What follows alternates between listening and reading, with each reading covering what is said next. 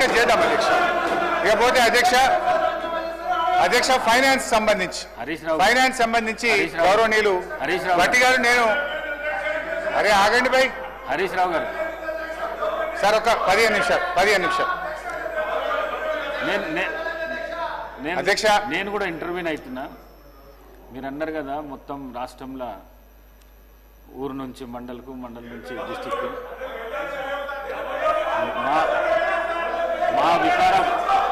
మా వికారాబాద్ జిల్లా లోపట రోడ్లు లేక పిల్లనిచ్చే పరిస్థితి లేదు.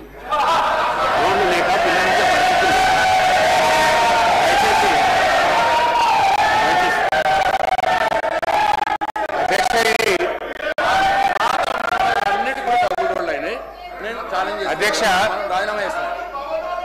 పాత మండలాలు అంటే ఈ మధ్య కొత్తగా ఏర్పడిన మండలాలు మినహా పాత మండలాలు రాష్ట్రంలో ఉండే అన్ని పాత మండలాలకు డబుల్ రోడ్ బీఆర్ఎస్ ప్రభుత్వం వేసింది. సరే మీరు చెప్పింది వాస్తవం. గత కాంగ్రెస్ ప్రభుత్వంలో రోడ్లు లేక పిల్లనియని పరిస్థితి ఉన్నమాట మాత్రం వాస్తవం.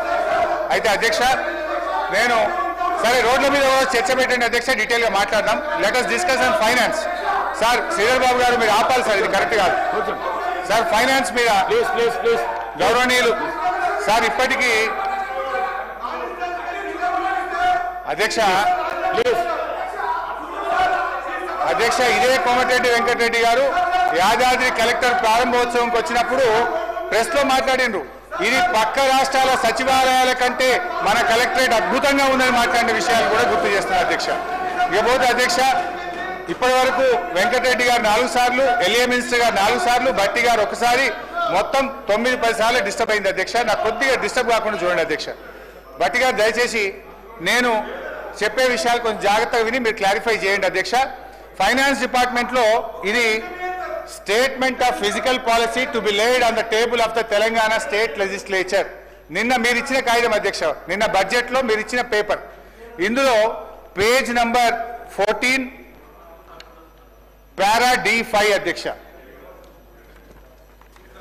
ఇది అధ్యక్ష ఒకసారి చూసుకోండి అధ్యక్ష. దీని ప్రకారం అధ్యక్ష ప్రభుత్వం గ్యారంటీ, ఇది అప్పుల గురించి చెప్తున్నా అధ్యక్ష, ప్రభుత్వం గ్యారంటీ ఇవ్వని రుణాలు out standing risk weightage guarantee కిందికి రావని చెప్పారు. నంబర్ 1 మీరిచ్చిన వైట్ పేపర్ అధ్యక్ష, ఇది అసెంబ్లీలో భట్టి గారు పెట్టిన వైట్ పేపర్ అధ్యక్ష. వైట్ పేపర్ ప్రకారమైన నిన్న మీరు అసెంబ్లీలో పెట్టిన సోషో ఎకనామిక్ అవుట్లుక్ 2025 ప్రకారం ఇందులో పేజ్ నంబర్ 36లో చెప్పారు అప్పుల గురించి. దాని ప్రకారమైన అధ్యక్ష మన బీఆర్ఎస్ హయాంలో ఎస్పీవీల ద్వారా చేసుకున్న అప్పు 1,15,599 కోట్లు మాత్రమే. అయితే వీళ్ళు కార్పొరేషన్లు తీసుకున్న అప్పులు, కార్పొరేషన్లే చెల్లించే అప్పులను 5% వెరీ లో రిస్క్ కింద చూపించారు. సరే 89,569 కోట్లకు వెరీ లో రిస్క్ కింద తీసుకుంటే కూడా 4,478 కోట్లు మాత్రమే.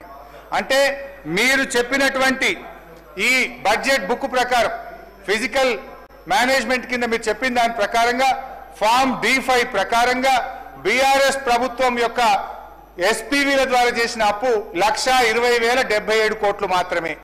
ఇకపోతే బీఆర్ఎస్ 5 ఏళ్ల కాలంలో చేసిన FRBM అప్పు 3,01,897 కోట్లు. అంటే దీనికి కార్పొరేషన్ అప్పు కూడా జత చేస్తే మొత్తం బీఆర్ఎస్ ప్రభుత్వ హయాంలో చేసిన అప్పు 4,22,674 కోట్లు. ఇదే సభలో పోయినసారి అప్పుల మీదనే మాట్లాడుతూ 4,17,000 మాత్రమే చెప్పాను. ఇప్పుడు 4,22,000 ఎందుకు తీసుకున్నా? సరే మీరు నిన్న పెట్టినటువంటి ఈ స్టేట్మెంట్ ఆఫ్ ఫిజికల్ పాలసీలో 5% రిస్క్ ఉంటుంది అన్నారు కనుక అది కూడా కలిపితే 4,22,000 కోట్లు మాత్రమే బీఆర్ఎస్ ప్రభుత్వం చేసిన అప్పు. నేను ఈ డాక్యుమెంట్ కూడా భట్టి గారికి పంపిస్తే ఈ స్టేట్మెంట్ కూడా వారు చూసి క్లారిఫికేషన్ ఇవ్వమనండి అధ్యక్ష. నేను దయచేసి మీ ద్వారా కోరేది, ఈ బట్టగాల్చి మీదేసి దివాలా అనే దిక్కుమాలిన ప్రచారం చేస్తే అది రాష్ట్రానికి నష్టమవుతుంది. కేవలం బీఆర్ఎస్ మీద బురద అనే ఉద్దేశంతో అప్పుల లెక్క చూపొద్దని ముఖ్యమంత్రి గారు, ఇతర మంత్రులు, ఫైనాన్స్ మినిస్టర్ గారికి మనవి చేస్తున్నా. దయచేసి ఇప్పటి నుంచి వాస్తవాలు చెప్పండి. బీఆర్ఎస్ హయాంలో చేసిన అప్పు ప్రభుత్వం చెల్లించే అప్పు, రాష్ట్ర ప్రభుత్వ ఖజానా నుంచి చెల్లించే అప్పు కేవలం 4,22,000 కోట్లు మాత్రమే. ఇకపోతే అధ్యక్ష ఇంకా టైం లేదంటున్నారు కనుక 1